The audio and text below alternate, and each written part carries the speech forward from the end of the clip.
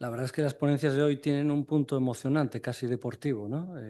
Me estaba acordando ahora de un episodio de Albert Boadella que contaba en sus memorias cuando era monaguillo y se celebraban las misas y en muchas ocasiones se celebraban dos misas a la vez y los curas competían entre ellos a ver quién la daba más rápido, se miraban de reojo y a ver quién ganaba y hacía la misa a mayor velocidad. Bueno, tenemos un tiempo muy ajustado. Y como conozco mis limitaciones, bueno, preparé un texto y me voy a ceñir a él eh, para cuadrar ese tiempo y la información requerida, ¿no? Bueno, la evolución de la industria del cine en Asturias se puede vincular a una única empresa, la Real Compañía Asturiana de Minas, y su continuadora natural en la actualidad, Asturiana de Zinc, una compañía del grupo Glencore.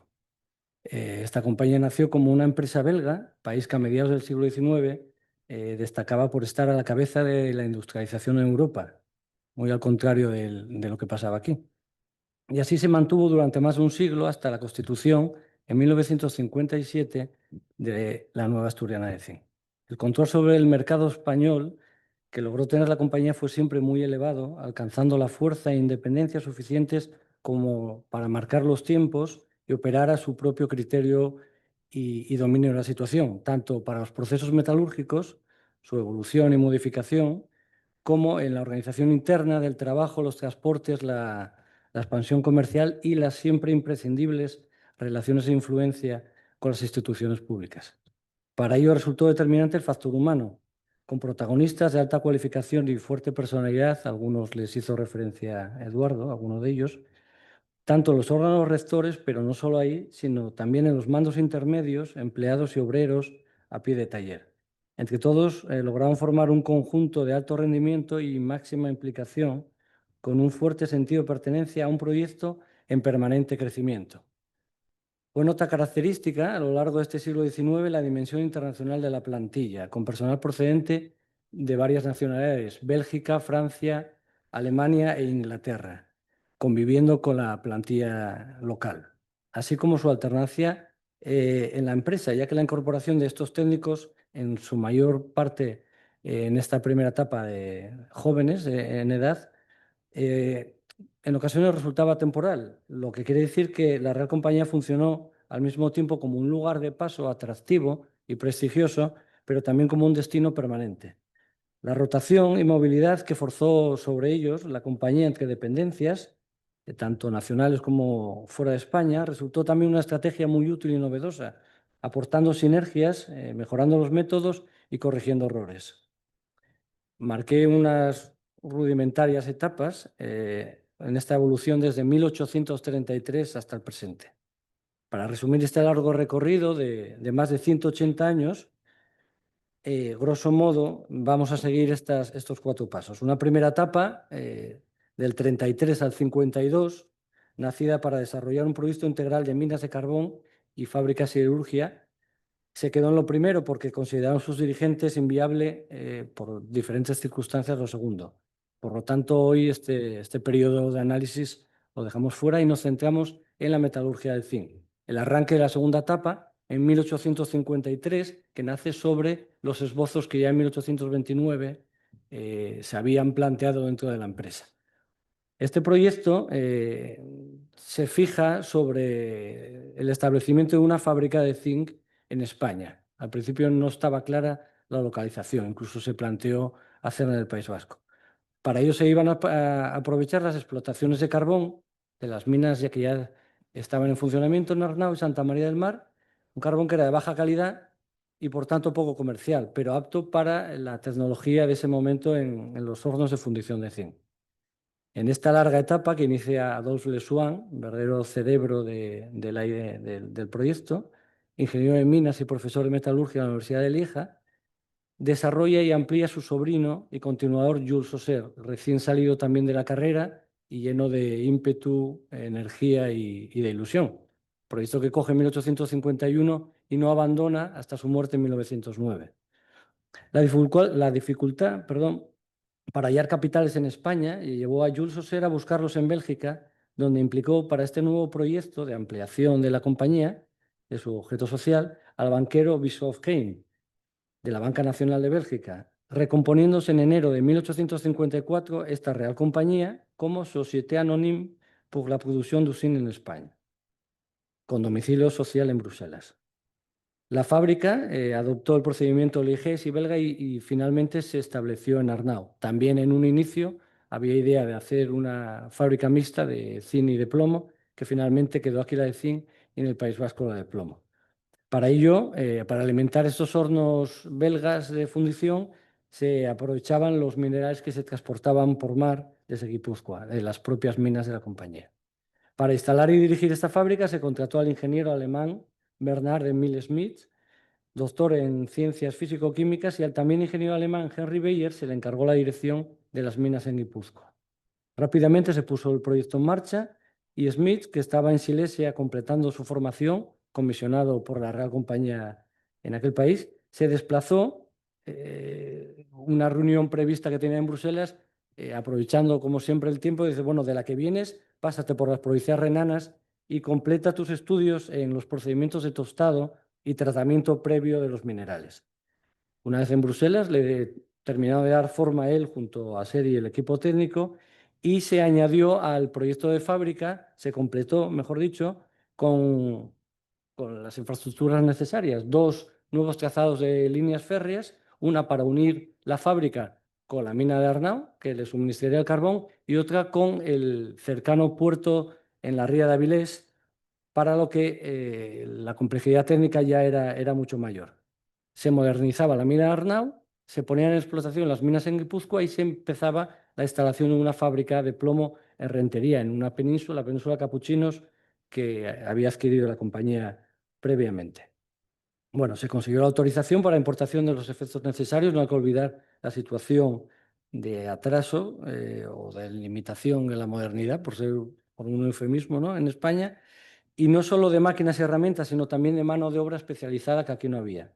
Entonces, hay un momento en esa década de los 50 en el que se produce una pequeña oleada de recepción de fundidores, crisoleros, maestros, técnicos en mil y un ocupaciones de talleres, y toda esta gente vino con contratos y promesas de establecimiento o la posibilidad de volver. La empresa les facilitaba el viaje de retorno con sus familias.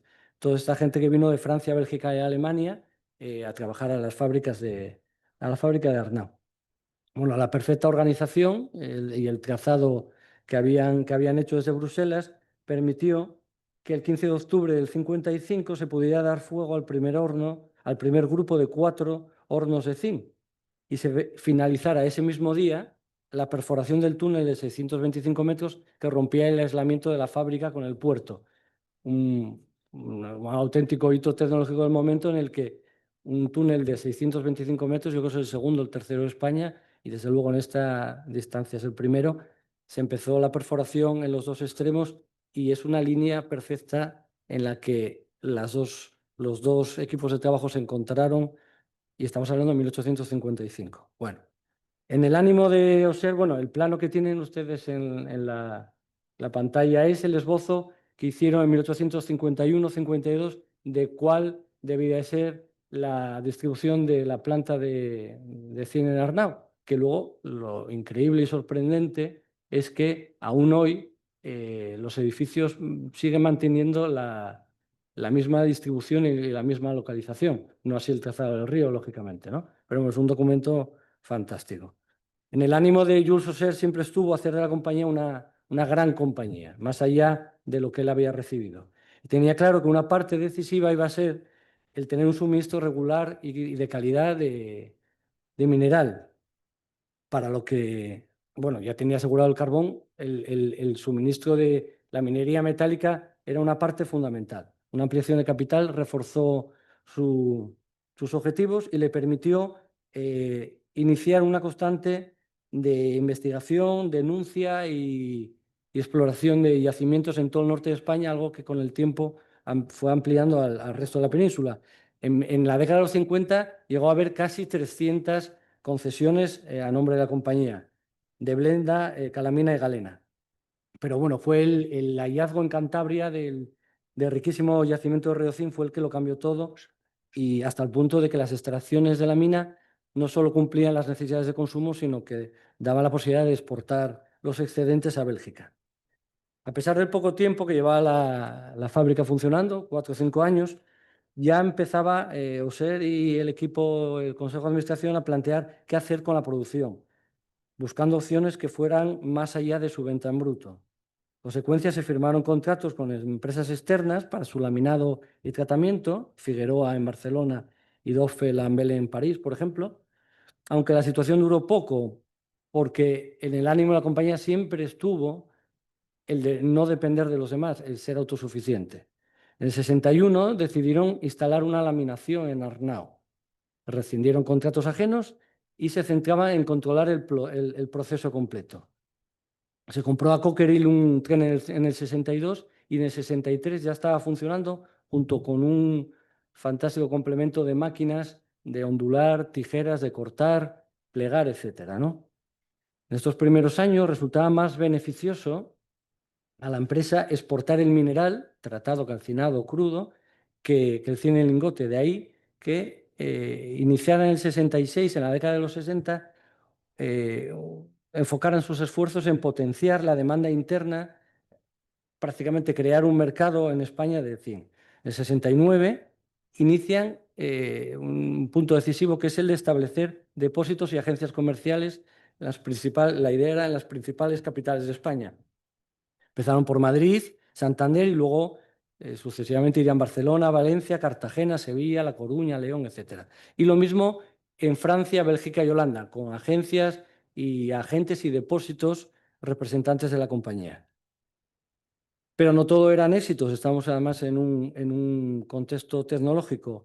Una clave en la compañía es la continua investigación y búsqueda de la mejora de los procesos a cualquier nivel. Hubo pequeños fracasos o pasos en falso que de todas maneras estaban controlados y calculados. Así, en el 63, por ejemplo, ensayaron la obtención del zinc en hornos de Cuba, H. Müller y compañía. Los resultados no fueron buenos.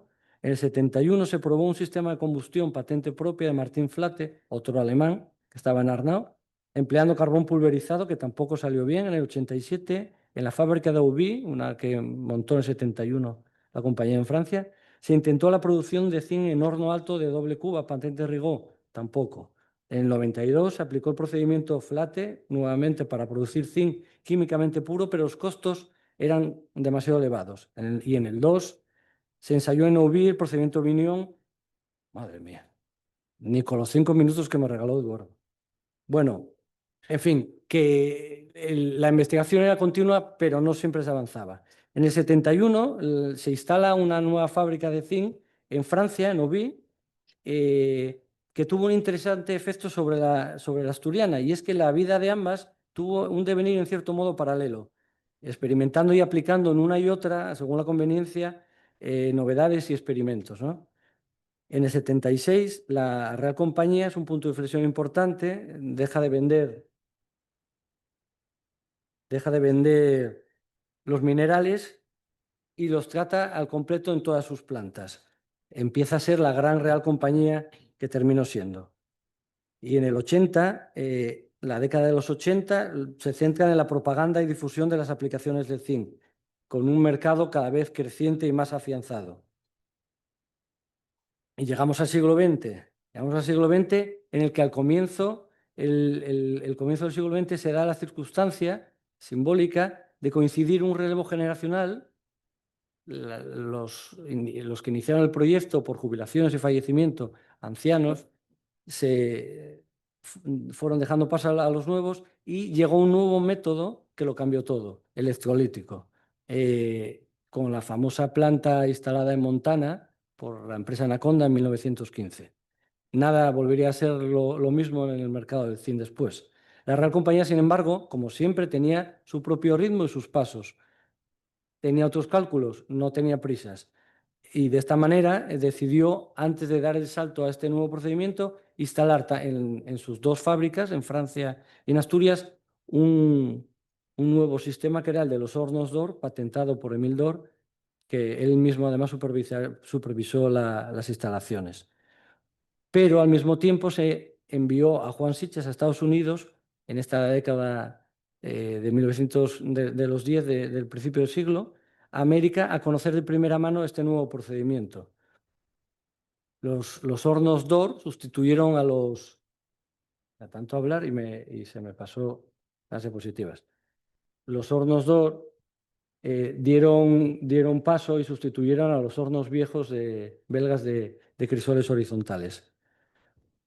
El avance es continuo, como decía, y en la década de los 20, a pesar de estar estos hornos Dor en funcionamiento, la compañía construye en Noruega en 1925 una nueva factoría aplicando el método electrolítico, bajo una forma social, una denominación social que era Det Norske Zinc Company, que sería el paso previo a instalar en Arnao en el 40 el primer horno de refino en España, sistema New Jersey, buscando el zinc más puro posible, y en el 43 la instalación de una nave que también utilizaba electrolisis en Asturias para la fabricación y obtención del metal cadmio. Y la cuarta etapa, que se sustenta sobre las anteriores, la que arranca en el 57 y que llega y que nos trae hasta el presente. Esta etapa está protagonizada por la Constitución asturiana de zinc en el 57, como digo, y la construcción de una nueva factoría en San Juan de Nieva. El 5 de febrero de 1960 se obtuvo la primera producción de zinc electrolítico de España. La producción inicial de aquella planta era de 12.000 toneladas, es la que tienen ustedes en la pantalla, ampliando sucesivamente su capacidad de producción. De esas 12.000 se pasó a 120.000 en 1975, 300.000 en el 92 y 522.000 hace 2 años, en el 2023, configurando Asturiana de Zinc en la cabeza de las fábricas de zinc del mundo. En la actualidad está en el puesto número 2, un top 5 que no abandona desde los últimos 10-15 años. Lejos quedan aquellas 2.500, 3.000 toneladas de capacidad del arranque de la fábrica en 1857. Y aún así, en la actualidad todavía se sigue mejorando. Y aquí tenemos la evolución, la planta de Arnau, la de San Juan de Nieva y su complemento de tratamiento de ácido sulfúrico y de tostado en Hinojosa. Y este es un pequeño resumen de las cifras actuales de la compañía. Muchas gracias.